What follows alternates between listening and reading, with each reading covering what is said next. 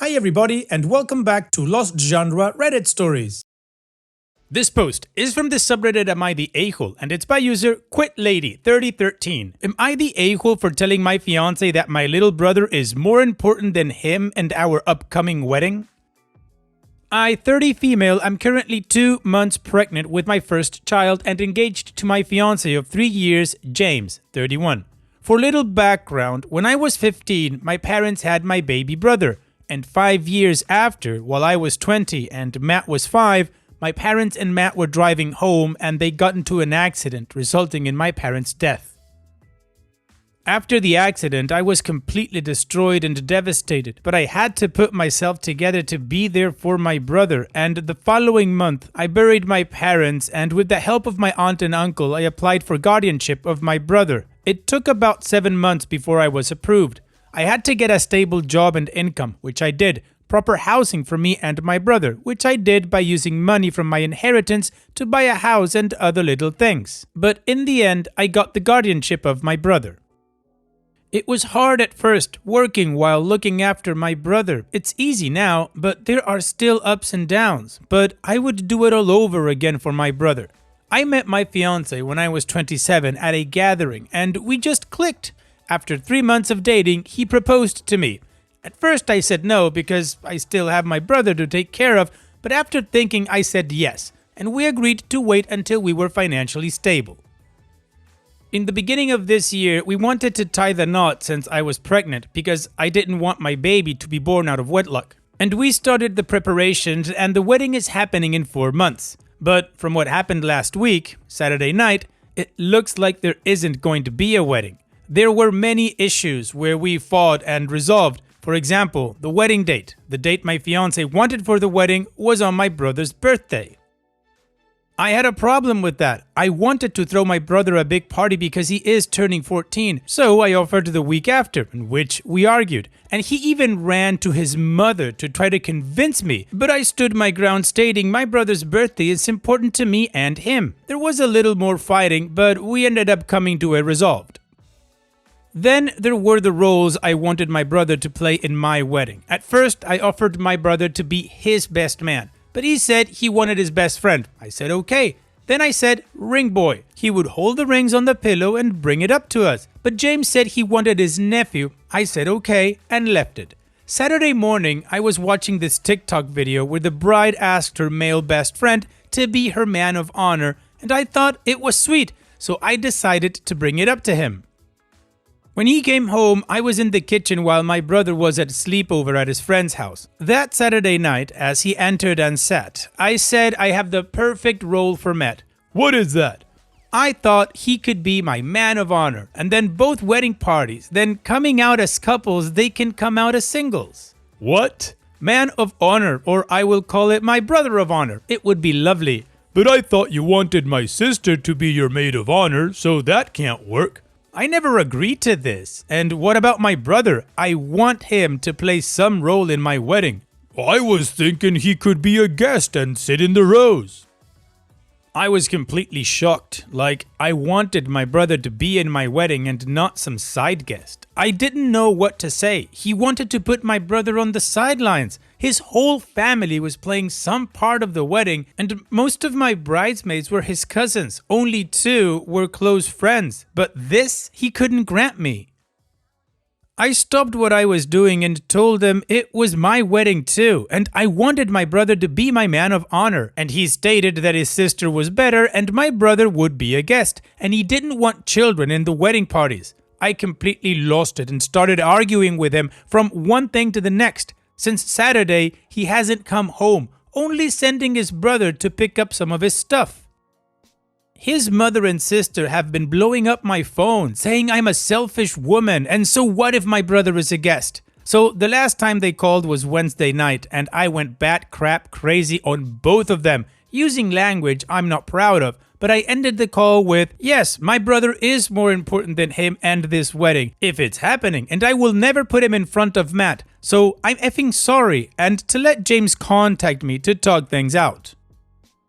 OP, in my opinion, no, you're not the a-hole. You are doing right by Matt. You are his legal guardian. The way I see it, you have the same responsibilities as a parent, and you're acting like a parent. The child comes first. Also, I'm getting a lot of red flag vibes from James and his whole family, or at least the ones you talked about, his mom and sister. But let's start with James. From what you tell us, it sounds like he's constantly trying to push your brother out of your life. First, trying to put your wedding on his birthday, and then not letting him be anything, play any role in your wedding, and just be a guest sitting on the benches. You clearly love your brother way more than that and want him to be there to be with you. But James won't have it, so he is trying to break that bond. And then his mom and sister calling you to berate you? Yeah, they don't sound like a loving and accommodating family, particularly for your situation. So no, not the a-hole, and be careful with those red flags. And what do you guys think? Let me know in the comment section, and now let's move on to the community comments. Introduction No 7686 says, not the a-hole. Pump the brakes on marrying this man baby who runs home to mommy when his temper tantrum doesn't get him what he wants. Then he has his family gang up on his pregnant girlfriend. He does not care about you, your wants, or your needs. He is selfish, self-centered, manipulative, a bully, abusive, and honestly, a complete tool. It seems you're only marrying him because you don't want your child born out of wedlock. Please reconsider. His mask is slipping since now he's trapped you with a pregnancy and next a marriage. This is what abusers do. You need to talk to your brother and see if your dip crap baby daddy has been saying anything to him, like threats or how things are going to be when he's the man of the house. Based on what you've said, I bet he either has or has some grand plans as to how life will be in your home. And for the love of God, do not put that man on the deed to your house. In fact, if you go through with the marriage, get a prenup. I bet he loses his crap when you do. You are a great mom to your brother and you did it all on your own. He's your child and you are absolutely positively doing the right thing here. You will be a great mom to your baby as well. If you marry this man, you'll just be parenting another child. Trick Aragula 7037 says, not the a-hole. By his logic, your brother should be his best man or at the very least a groomsman, but he's not offering that, is he? Fascination Street says, quote, after 3 months of dating, he proposed, end quote. This was already a red flag that should have given you pause about him. Then all of this other crap. Your soon-to-be ex is jealous of your brother and has planned to cancel him from your and his life after the wedding. I'd be 100% rethinking having a kid with someone like this. He will be jealous of the baby and thinking up ways to destroy that kid's self-esteem, place in the family, and more. And Chaotic Good 7090 says, your first mistake was saying yes to someone after 3 months. Your subsequent mistakes were not calling off the wedding every time he showed his ass. So really, what is it going to take for you to wake the F up? Alright, overall the community agrees that OP is not the a-hole, but they were all raising the same red flags. So now, let's move on to the first of 2 updates to see what happened next.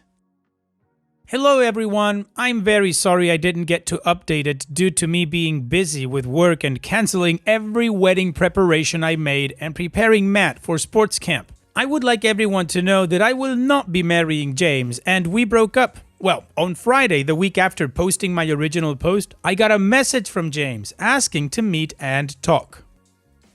I only agreed to do it if I could pick the day that we can meet, in which he agreed to. After picking a day, which was Sunday, where I knew that Matt wouldn't be home all day, and I notified James, and he came around the midday period with his mother. I was shocked when I opened the door letting them in, as they sat in my living room, not saying a word for a few seconds, which made the moment more awkward. Then, James stated that he was sorry for leaving and staying away because he needed to think. Then his mother started condemning me, saying I wasn't acting like a future wife and I should put my future husband's thoughts into consideration and a lot of other comments. OP, I'm disappointed in you. You're getting married and you need to stop acting like this to your future husband. I scoffed hearing that, then turned to James, asking what was his problem with my brother, and it is more to do with me showing attention to my brother than him. He sat there not saying a word for a while, and then stated he wanted a life with me and the unborn child, but not with Matt. I felt utter disgust for him at that moment as he continued to say that after the wedding and having the baby, he thought he would convince me that raising a baby and a teenager would be hard on both of us, and it would be best for me to send Matt to live with my aunt and uncle, but he would allow me to still support Matt financially. I was completely shocked, and before he uttered anything else, I told him sorry, but no. It isn't happening and my brother isn't going anywhere. I stood up and took off the ring, handing it back to him, and told him it was over. After saying that, both him and his mother got up arguing that I didn't have to do that and I will regret this, and he started to cry, asking me to think about what I'm saying. I just walked over to the door, opened it, and gestured for them to leave. A few minutes passed when they headed through the door, with James crying and pleading while his mother was calling me some nasty names. And later into the evening, his sister and mother rang down my phone cussing me out, but I only told them to let James come for his remaining stuff. There are a few things I would like to respond to. 1. I saw many ask why didn't I choose Matt to walk me down the aisle. I gave my uncle, my father's older brother, the role because after the whole funeral, he was there helping me to acquire guardianship and just being there over the years for both me and Matt. 2. Furthermore, I made a mistake in my original post. Matt is turning 15 this year. I didn't see the typo. I'm truly sorry for that. 3. Many of you advised me to terminate my pregnancy so I wouldn't have any ties to James. But I'm sorry, I had to think and I wouldn't do any termination and I would carry the baby to full term. And 4, as many of you stated, I should sit down and talk to my brother, and if James even mistreated him when I'm not around, and which I did, but he said no, that James mostly ignored him, and he does the same. Plus, I also told him the wedding is off.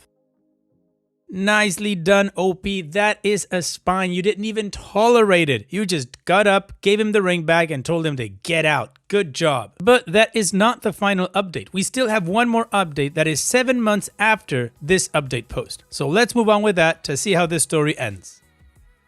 Hello everyone. It has been a while since my last update, but I'm back to provide some updates. I want everyone to know that I gave birth to a beautiful baby boy who I named after my father, and things have been going well between me and the baby, and Matt is excited about having the baby around. My uncle and aunt were present during my labor and delivery, and the day after my son was born, James and his parents visited the hospital.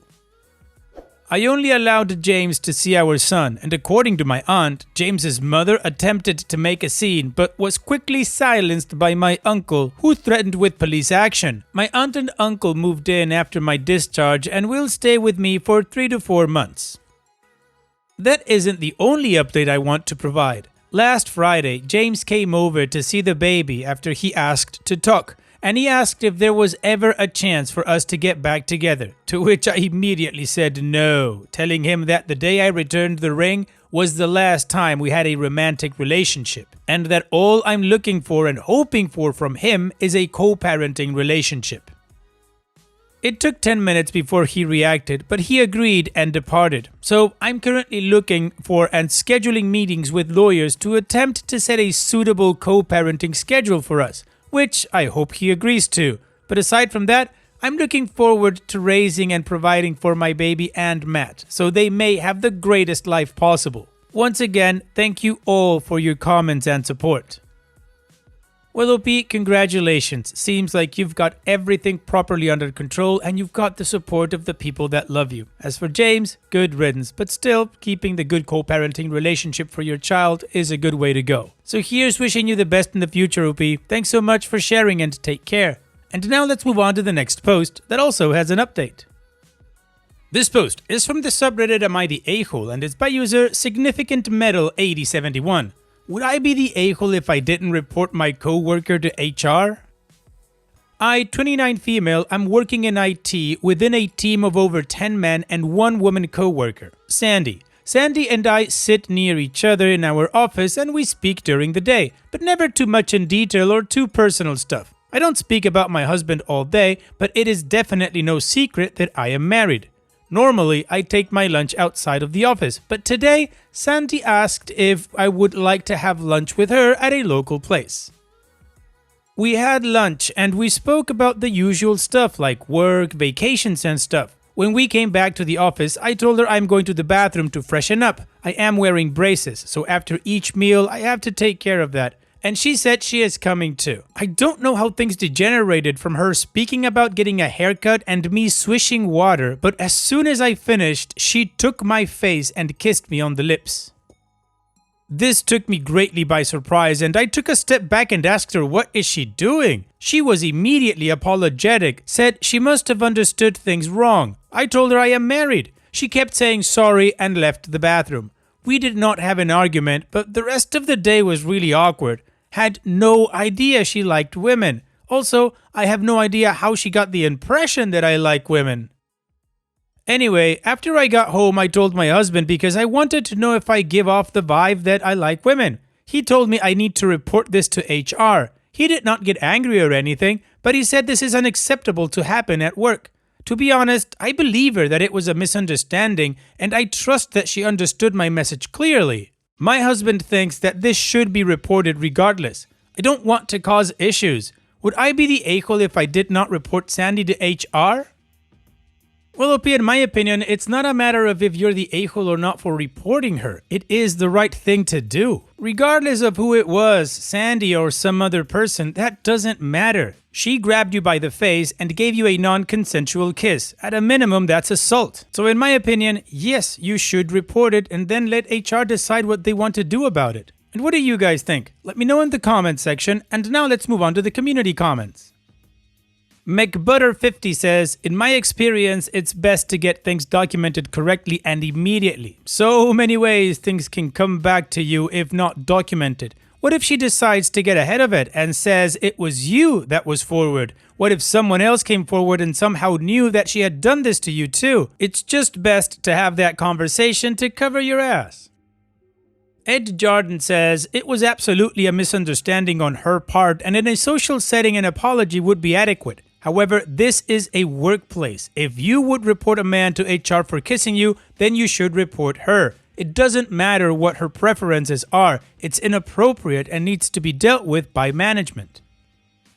And Salty Thing 3144 says, you would not be the a-hole since it is your choice. Her conduct was extremely inappropriate and unprofessional though. I have to wonder if there have been other misunderstandings.